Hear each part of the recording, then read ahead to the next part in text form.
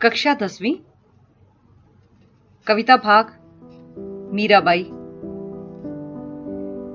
मीराबाई हिंदी भक्ति काल की कृष्ण भक्त कवित्री हैं। उनके काव्य में कृष्ण भक्ति के साथ साथ थोथी कुल मर्यादा तथा अंधी नैतिकता के प्रति विद्रोह है। उन्होंने 16वीं शती में नारी स्वतंत्रता का बिगुल भी बजा दिया। उन्हें नारी विमर्श की महान क्रांतिकारी कवित्री के रूप में देखा जा सकता है। मीरा का जन्म सन 1498 में जोधपुर, जो कि राजस्थान में है, के कुड़की गांव में राव रतन सिंह राठौर के घर हुआ। बचपन में ही मां के निधन के कारण इनका पालन पोषण इनके दादाजी ने किया। मीरा के दादाजी श्री कृष्ण के भक्त थे। उनकी कृष्ण भक्ति से प्रभावित होकर मीरा बचपन से ही श्री कृष्ण की भक्ति में लीन हो गई। मीरा का विवाह मेवाड़ के राणा सांगा के सबसे बड़े पुत्र भोजराज के साथ हुआ, परंतु विवाह के कुछ वर्ष बाद ही ये विधवा हो गई। इस दुखद घटना ने मीरा को संसार से विरक्त कर दिया। मीराबाई उस समय के राजघरानों की मर्यादा को छोड़कर साधु संतों के बीच रहने, मंदिरों में कीर्तन करने और नाचने गाने लगी। राजपूती शान के विरुद्ध आचरण से परिवार के सभी लोग मीरा से रुष्ट हो गए। इनके देवर ने तो कई बार मीरा को मरवाने की चेष्टा भी की, पर श्री कृष्ण जी की कृपा से मीरा हर बार बच गई। परिवार के लोगों के व्यवहार से दुखी होकर मीरा वृंदावन और फिर द्वारिका चली गई। वहीं उन्होंने अपनी देह त्याग दी। मीरा पदावली मीराबाई जी की प्रमुख रचना है। बसो मेरे नैनन में नंदलाल। मीराबाई जी श्री कृष्ण को कहती हैं कि हे नंदलाल, मेरे नैनों अर्थात आंखों में बस जाओ। मोहनी मूरत सांवरी सूरत नैना बने विशाल। आपकी मन को मोह लेने वाली मूरत, सांवले रंग की सूरत और उस पर बड़े बड़े दो नैना अर्थात बड़ी बड़ी आंखें हैं जो कि मन को मोह लेती हैं। मोर मुकुट मकराकृत कुंडल अरुण तिलक दिए भाला। आपने मोर का मुकुट लगाया हुआ है, मकराकृत कुंडल अर्थात मकर की आकृति के कुंडल और अरुण अर्थात लाल रंग का तिलक, भाला अर्थात माथा, उनके माथे पर लाल रंग का तिलक है। अधर सुधारस मुरली राजत उर बैजंती माल। अधर अर्थात होंठ, सुधारस अर्थात अमृत के समान रस देने वाली। मीरा जी कहती हैं उनके होंठों पर अमृत के समान रस देने वाली मीठी ध्वनि निकालने वाली मुरली है। उर वैजंती माल।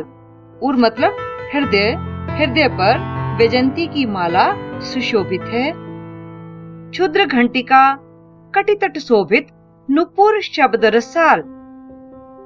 क्षुद्र छोटी छोटी, घंटिका घंटियां, कटी अर्थात कमर पर, अर्थात कमर पर छोटी छोटी घंटियां बंधी हैं। और नुपुर शब्द रसाल, नुपुर अर्थात घुंघरू, रसाल मतलब मीठा। पांव में छोटे छोटे घुंघरू बंधे हैं जिनकी ध्वनि मन को आकर्षित करती है। मीरा प्रभु संतन सुखदाई भक्त बच्चल गोपाल। मीरा कहती हैं कि हे मेरे प्रभु कृष्ण, आपका ये रूप संतों को सुख देने वाला है।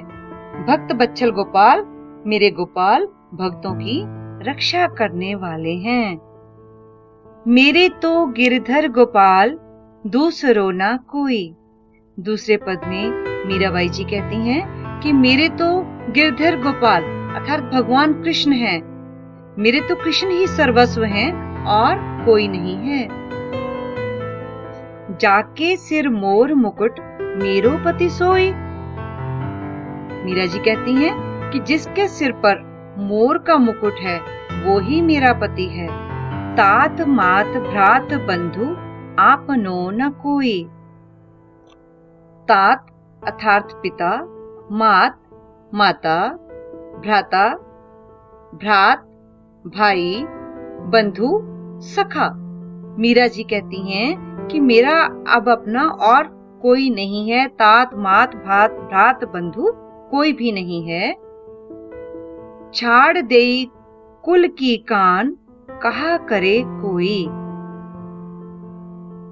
मीरा जी कहती हैं कि मैंने कुल की मर्यादा को छोड़ दिया है, अब मुझे कोई भी कुछ कहता रहे, मुझे इसकी परवाह नहीं है। संतन ठिग बैठ बैठ लोक लाज खोई।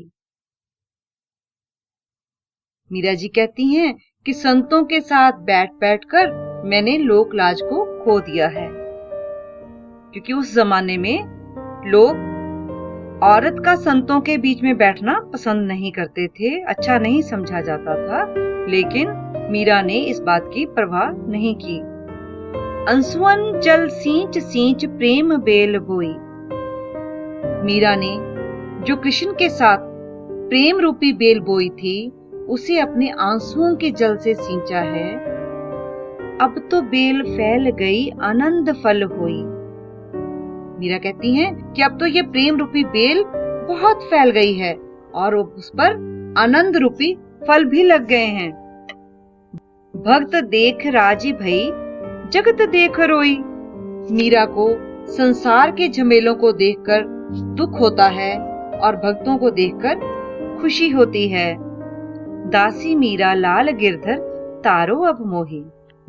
मीरा जी श्री कृष्ण से प्रार्थना करती कहती हैं कि वे उनकी दासी है, अब संसार रूपी समुद्र से उसका उद्धार करें।